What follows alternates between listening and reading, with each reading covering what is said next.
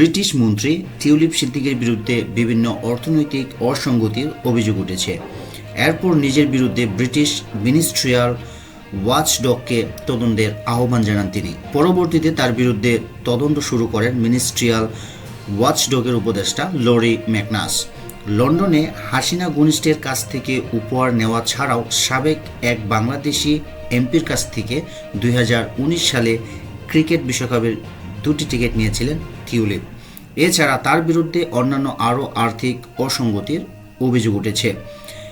এসবের মধ্যে দেশটির বিরোধী দল কনজারভেটিভ পার্টি টিউলিপকে বরখাস্তের দাবি জানিয়েছিল। তারা বলেছিল টিউলিপের ওপর ব্রিটেনের দুর্নীতি প্রতিরোধের দায়িত্ব দেওয়া হয়েছে, কিন্তু তারই নাম দুর্নীতির সঙ্গে জড়িয়েছে।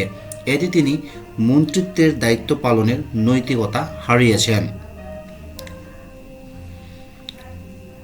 টিউলিপ প্রধানমন্ত্রী কেয়ার স্টেমারের কাছে পদত্যাগপত্র জমা দিয়েছেন, তবে এতে তিনি উল্লেখ করেছেন তার বিরুদ্ধে যে তদন্ত হয়েছে সেখানে মিনিস্ট্রিয়াল ওয়াচডগের উপদেষ্টা লরি ম্যাকনাস মন্ত্রিত্বের নীতিভঙ্গের কোনো প্রমাণ পাননি।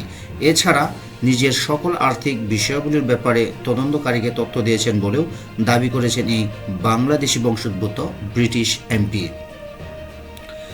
তিনি মন্ত্রী থাকলে সরকার তার কাজে মনোযোগ দিতে পারবে না, এমন কথা উল্লেখ করে টিউলিপ বলেছেন, এ কারণেই আমি আমার মন্ত্রীর পদ থেকে পদত্যাগ করার সিদ্ধান্ত নিয়েছি।